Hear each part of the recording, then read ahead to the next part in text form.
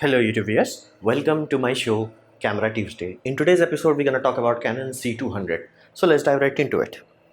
So as I'm continuing my saga about cinema camera, you have to understand this is a cinema camera that Canon released almost at the end of 2017. Now this is a super 35mm format camera, basically more or less like a film camera, and it does 4K internal recording. That is a very important thing in cinema industry. And in terms of media, what it uses to record it is basically dual ST and one CFast if you want to use raw recording. And it's a very small compact camera. Think of it as a supercharged DSLR. So the question becomes for whom it is. Like if you have watched any YouTube video, you must have learned like this is the best camera there is, flat out. Everybody likes it. There are many things good about it. So what is the core reason why people love it so much? First, there is almost zero cinema camera that comes with autofocus. This is the only one that comes with any usable autofocus, because Panasonic did try that in their cinema lineup, but it did not work out. You can check my last video about that. But this has reliable, except like it's reliable, soft, and it also has the ability, like if my face is here and you move up to the frame, it will just keep the focus plane here. It will not randomly hunt. So you can actually utilize that in low budget movies. It's that good. So the fact that it has dual pixel autofocus, that's big advantage. Second, it has Canon EF mount. Now because Canon itself makes the lens, Canon itself makes the camera, they will work much more better. Basically image stabilization and all that will work flawlessly, and specifically autofocus speed. So those things combined is unheard of in any other cinema camera. Now you may find that in quote-unquote professional video cameras, but you will not find them in raw cameras.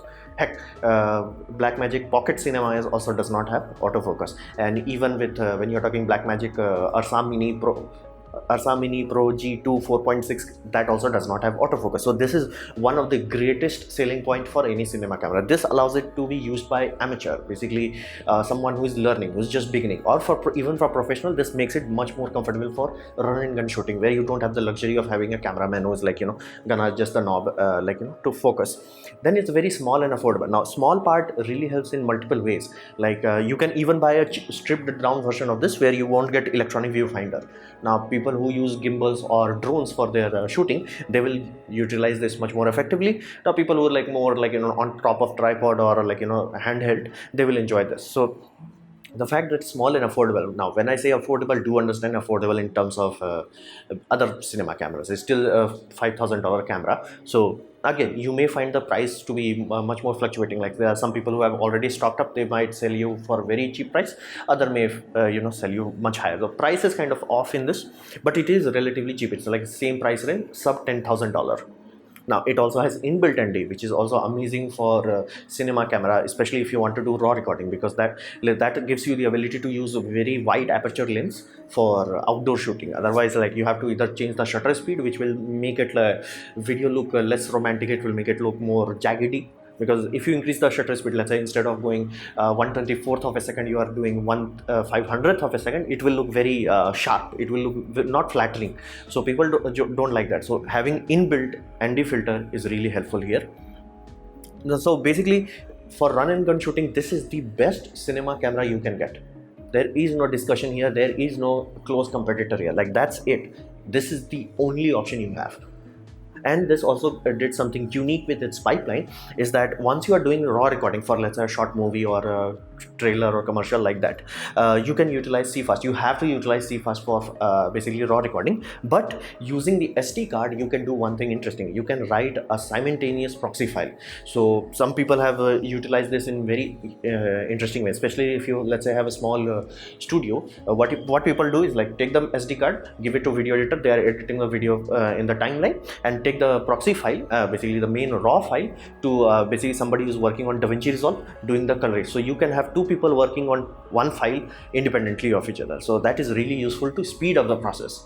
So because time is money, you have to understand, many of your clients may not be very understanding, where they're like, okay, take 1 week to deliver the file. They might be like, okay, you have done the recording, give me the file tomorrow. So in those sort of scenario, the luxury, the fact you can take out two cards and be like, okay, take the proxy, take the raw, both of them work together right now. So that does save time. Now many places that's not that big of a deal. Other places it's a do or die situation. So please do understand that. the fact that it's a run gun system, the fact that it accepts Canon lenses, the fact it has a raw proxy recording on the camera, that these things pile up into a very usable system. Like, it's something that you can buy, and you can easily see this in unboxing videos and all that, where some I keep forgetting his name. Basically, Jack is the one who is doing the recording, so he also has C200 and SDI output for live streaming. So you can understand this is very powerful, and it also has Wi-Fi. So for some reason, let's say you remove the basically touchscreen monitor, you can utilize your iPad or an iPhone and Android to basically control the camera. So that's also useful. So if this camera this awesome, is there any problem with this? Yes, there are certain problems. Now, problem number one, the sole reason why it got removed from basically Netflix list. Netflix did not approve of this camera simply because it did not have time code input. You have to understand, if you want to do time code, there is a professional way. Professional way is having a STI input, STI time code input, which is absolute for broadcasting camera and necessary for cinema camera, especially if you have multiple source of audio. Otherwise, it will be very difficult. Now, you can do that still is simply utilizing the audio input. Basically, instead of having an audio channel, you can utilize a basically time code generator, some things like this, and sync the time this way. But this is not acceptable in industry. So the fact that then it still will be classified as you do not have time code. Then the limited codecs option, this made it very difficult for YouTubers to use, because the quality is like 8-bit, 12-bit raw. There is nothing in between. Like, if you check my last video about the Panasonic camera, basically I'm very happy that Panasonic really put so much effort into their video recording options. It's like you have all GOP, basically group of picture, basically every 10 frame would be combined, so you will get like half the bandwidth. You will only need 150 Mbps, and then there is all eye, basically every frame is recorded. It's almost like a raw in terms of motion smoothness. It's very good if you want to do tracking, if you want to do tracking shots and all that. It really helps, and it also has other benefits. So if you want to do that, that also is there. If you want 422, you can do that. If you want 420, you can do that. If you want 422 10-bit, you can do that. So they had luxurious amount of option when you're talking about file recording. Here it's completely opposite. It's like raw or nothing, raw or nothing. Like, that's the problem. And if you want to do backup recording, basically if you're doing, let's say, some corporate interview and you're like, hey, this is serious thing, we do not get to, like, shoot again, so let's do dual SD card is there, so let's do backup recording. You can only do that in 8-bit, and while you're doing the raw recording, it will not let you create a 8-bit file. Basically, it will only let you create a proxy file, which is much more compressed and all that. So of course, that proxy file is still okay enough for YouTube, but you can understand it's a proxy file. It's not meant to be used as a primary file. So that's also a problematic issue. So if you are doing a, let's say, some interview where it's critical that you get it right, you would want to have backups. You cannot do that. So that option is really frustrating for many people from usability point of view, because many times you do not want raw, but many times you want to, like, give something quickly for commercial and all that. They want 10-bit file, so you have to take the 12-bit raw, you have to convert it, compress it. So that's a very frustrating thing. And the display, like, this is the usability aspect. This will affect you the more than all these things combined. The fact it's small and dim. So every, like, if you can say the Kai's review, every review there is like, yeah, you want to use this outdoor, it's pointless. Now you might be like, okay, can't I buy a big monitor? You can. The biggest problem would be that won't be touchscreen and would not allow you to do autofocus properly. So because autofocus is tied to the touchscreen, I mean, like, you can use your other things also, but again, touchscreen, autofocus, so you have to have this. So the fact that it's so small and the fact it's very dim, so like flat out outdoor usability, you're gonna need like a big drape in front of you to even see this. So that is a very frustrating thing. The same as Panasonic. Only thing good display is from Blackmagic. At least they have like big 4-inch, much bigger than this. So the fact that it is small and dim will make it very difficult to use. Even though it has good autofocus, even though it can utilize image stabilization from Canon lenses, that fact makes it very difficult to use. Now, the sole reason Canon has been slowly losing a lot of money and the company is not doing as well it used to is simply because they have a lot of conflict of interest. Now, in early 2010, they realized the market is dying. Basically, mobile phone is slowly removing the cameras. So this is from Canon CEO, not from me, not from YouTubers. This is from Canon CEOs. Like, they are losing upwards of 45 to 50% per year.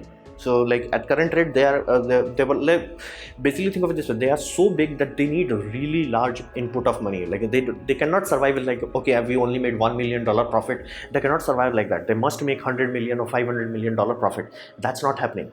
And Sony has already started to take a large chunk of their profits away, because Sony A7 Mark III was so good that if you see from Amazon, like, which is the top selling interchangeable lens camera, the first two is very cheap. Basically Canon 600D and some cheap DSLR like that, something like my 800D, so like those cheap one, and then there is Sony A7 Mark III. Now you have to understand, you might be like, okay, don't first and second spot selling so many camera makes Canon profitable. No, because those are cheap camera, they do not have that kind of profit margin, and on top of that, people who are buying that generally keep them as a paperweight. Like people buy it only some, like you may know many friends of your own circle, like you will be like, hey, this guy bought a DSLR but just stopped using it, because those cameras are not very good, like in terms of usability, and especially if you're coming from mobile phone, you'll be like, dude, this is frustrating to use. So the fact that Sony took a significant chunk, like it's in third position in Amazon, understand that that's a big chunk. So Canon started to lose a lot of interest. Now they could have still salvaged it, they're still known for their Canon colors, people love it. So why didn't they salvage it? Because of this is the reason why like they always create conflict of interest in their own product lineup.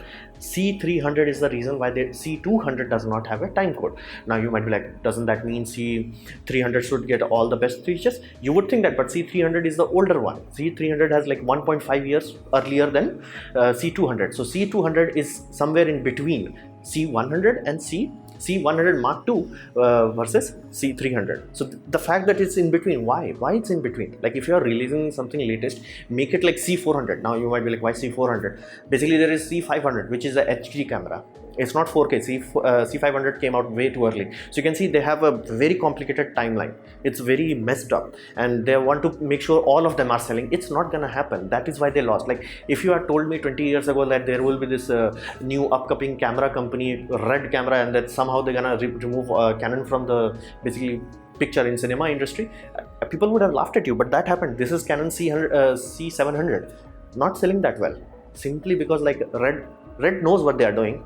They are moving ahead. Like Red is idiotically expensive, but not even one point you're gonna be like, oh, this is parties limiting. They will never do that. They're like all out.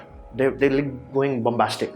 But Canon is like, hey, C300, buy C300 for getting time code. Why? This does not even have the luxury of raw recording. Why? So like you have to understand this. This is creating conflict of interest in their own product lineup. This is the reason why this has 10-bit, that does not. Now people thought like, okay, it's doing RAW because RAW is uncompressed. No, RAW is 3:1 compressed. So compressing 12-bit file from 3:1 does take a lot of processing power, and not to mention your processor is much more latest and upgraded. So this is the reason why Canon started to lose its ground in the market. Like I'm talking from their point of view, not from my point of view. Like they are losing market ground. Like that their own CEO is like, yeah, we are losing like 50% per year, like tick tick tick tick tick tick. At current rate, they will be like out of business. Like, of course, they are a big company, so they bypassed all their system. They are like, okay, invested in other things. Printing industry still started to like catch up, and they are making a lot of money there. There are some other infrastructure things that they are doing, so they are making their money. They are safe for now, and their lens department is still usable because of the PL mount system. So they are safe, but their cinema line is suffering, and because of this, like the random things, time code, like seriously, time code. Limited code exception, because we somehow we can compress a 12-bit file 3:1, but we can't give you a 10-bit output. Why? Small and display. This is stupid. Like this is smaller than my Canon EOS 800D camera. Like that's a why. So this is the whole problem. Like Canon has way too many products, and they can't focus on one. Like, okay, this is the product, the next one will be better than this. No.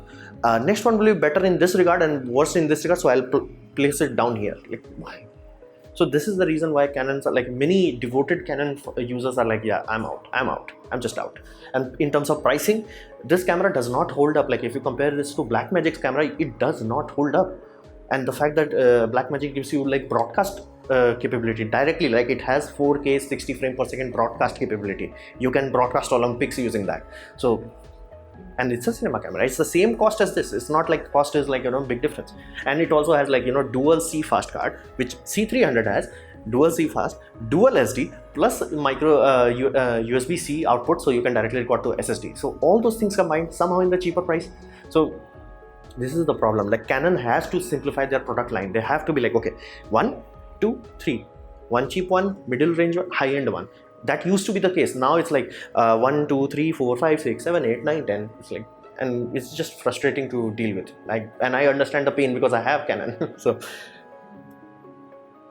So this was my presentation on Canon C200. I hope you liked it, learned from it. In that case, please leave a like. If you didn't like it, don't worry about it. You can press dislike. I would urge you to press it twice to show me your extra disappointment. And please leave a comment because I reply to all of them. Subscribe, press the bell icon if you're free. And as always, thanks for watching.